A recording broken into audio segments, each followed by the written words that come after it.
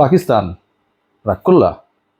রাগ করাটা খুবই স্বাভাবিক, কারণ পাকিস্তানকে যদি কেউ বলে বা আমিই বলে ফেললাম যে রাগ করলা কিনা, তাহলে সেই জায়গায় আসলে কি কারণে তুই তোকারি তুমি করা হচ্ছে সেটা একটা ইস্যু হতে পারে। আজকে সকাল সকাল রামিজ রাজা বলছিলেন যে পাকিস্তান কতটা ঐতিহ্যবাহী এবং তাদের ইতিহাস কি বাংলাদেশের জানা প্রয়োজন, তারপরেই ধপাধপ উইকেট পড়া শুরু হয়েছিল।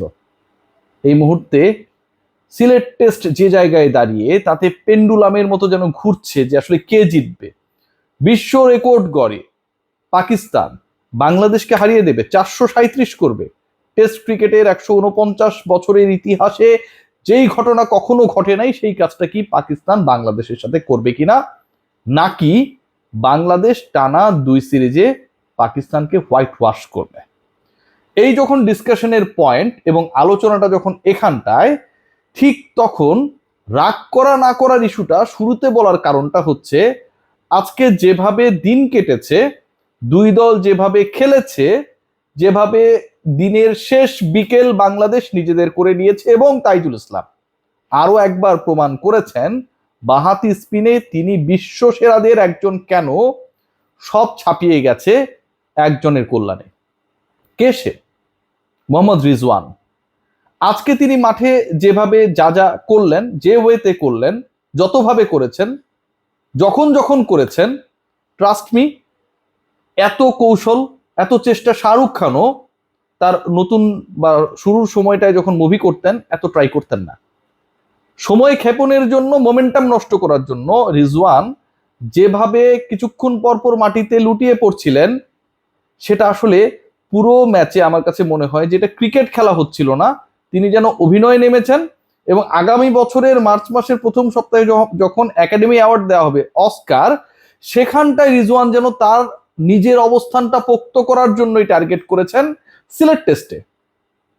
মোহাম্মদ রিজওয়ান সত্যি সত্যি আমার কাছে মনে হয় অস্কার পাক আর না পাক, বাংলাদেশে এসে যেহেতু এই অভিনয়টা করেছে, নিশ্চয়ই তথ্য ও সম্প্রচার মন্ত্রণালয় পরবর্তীতে বাংলাদেশের হয়ে কোনো পুরস্কার তাকে দেয় কিনা সেটা বিবেচনায় নেওয়া দরকার। বাংলাদেশ 3 উইকেটের দূরত্বে, এবং এই 3 উইকেটের দূরত্বটা এখন মনে হচ্ছে অনেক বড়, অনেক বিশাল। আসলে ততটুকু না। বিশ্ব রেকর্ড গড়ে পাকিস্তান জিতবে না এবং বাংলাদেশ টানা 2 সিরিজে তাদের হারাবে, বাংলাদেশ পাকিস্তানকে টানা 4র্থ টেস্টে হারিয়ে দেবে, সেই ব্যাপারে কনফিডেন্ট হওয়ার জন্য জাস্ট একটা ছোট্ট পরিসংখ্যান, খুবই মানে কি বলবো, নির্মোহ পরিসংখ্যান আপনাদের সাথে যদি শেয়ার করি বুঝতে সহজ হবে। বাংলাদেশের পাকিস্তানের বিপক্ষে হোয়াইট ওয়াশ অর্জন করতে আর মাত্র 3 উইকেটের দূরত্ব, এবং এই হোয়াইট ওয়াশ অর্জন করার পথে, তাদেরকে হোয়াইট ওয়াশ করার পথে বাংলাদেশের বোলাররা ইতোমধ্যে পাকিস্তানের 37টা উইকেটের পতন ঘটিয়েছে। 37টা উইকেটের পতন ঘটিয়েছে। যদি আমি এই টেস্টে 17টা উইকেটের পতন এবং আগের ঢাকা টেস্টে তাদের দুবার অল আউট হওয়া 10-10-20 যোগ করি, সংখ্যাটা দাঁড়ায় 37। তো যেই দলের বোলাররা পাকিস্তানিদের 37 বার ড্রেসিং রুমে ফিরিয়েছে, সেই দলের বোলাররা, যেই দলের বোলিং ডিপার্টমেন্টে তাসকিন রয়েছেন, নাহিদ রানা রয়েছেন, তাইজুল রয়েছেন, মিরাজ রয়েছেন, শরীফুল রয়েছেন, আর 3টা উইকেট নিতে পারবে না, আমি সেটা বিশ্বাসই করি না। এবং এই ঘটনাটা আজকেই ঘটে যেত, আজকে যেন না ঘটে, এবং নিজেদের প্রতি আত্মবিশ্বাসের জায়গা, ঘাটতির জায়গায় কতটুকু আত্মবিশ্বাসী হলে আজকে যেন তারা অল আউট না হয়, সেই চেষ্টাটা সময় ক্ষেপণ করে করেছেন মোহাম্মদ রিজওয়ান।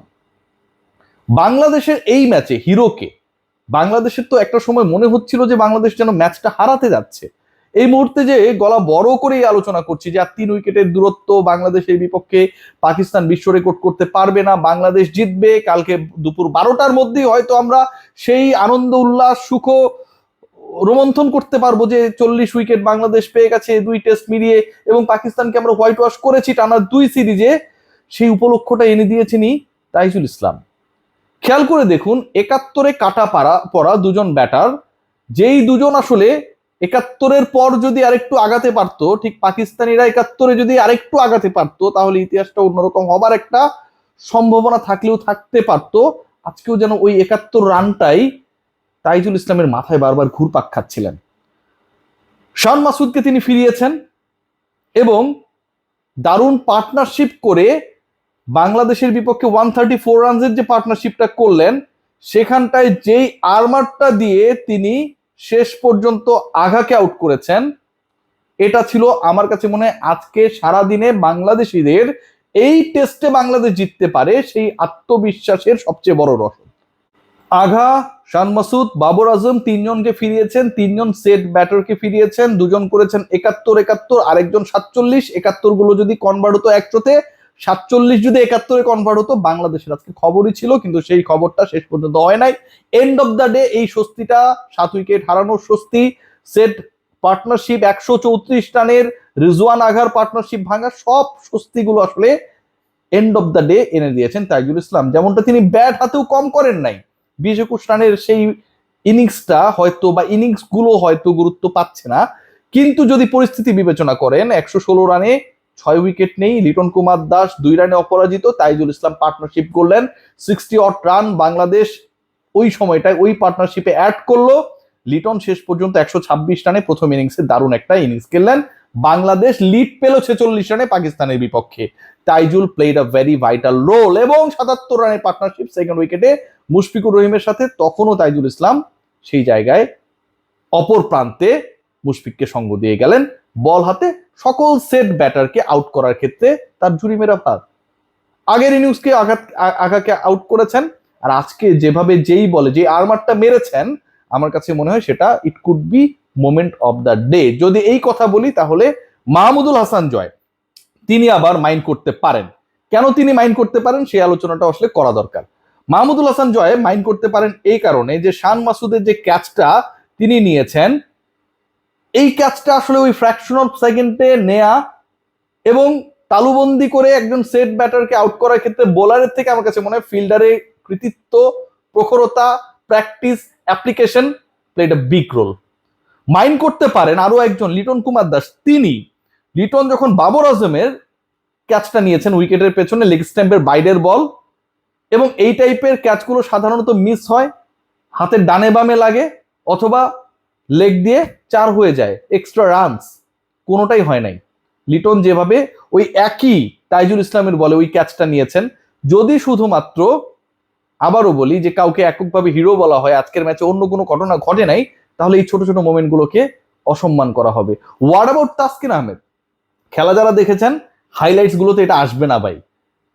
নাহিদ রানার বাউন্সার বাউন্ডারি লাইনে চলে যাচ্ছে অলমোস্ট 4, যেই জামটা দিয়ে আটকালেন শেষ পর্যন্ত হলো 2 রান, কিন্তু এই যে ডেডিকেশন, সাকসেসফুল হওয়া, গা ছেড়ে না দেয়া, প্রতিদ্বন্দ্বিতায় শেষ মোমেন্ট পর্যন্ত থাকা, এবং তাসকিন যেভাবে বাউন্ডারি লাইনে নাহিদ রানার ওই বাউন্সার যেটা লিটন কুমার দাসকে ক্রস করে অলমোস্ট 4 হয়ে যাচ্ছিল সেটাকে আটকালেন, এই ব্যাপারগুলো আসলে বাংলাদেশকে, বাংলাদেশের মোমেন্টামকে, বাংলাদেশের বডি ল্যাঙ্গুয়েজকে অনেক বেশি আত্মবিশ্বাসী করেছে। শেষ পর্যন্ত কি হবে, শেষ পর্যন্ত কি হয় সেই আলোচনা যখন, ঠিক তখন আমার কাছে মনে হয় team tigers they are on the right way. Test ক্রিকেটে বিভিন্ন সেশনে বিভিন্ন ঘটনা ঘটবে।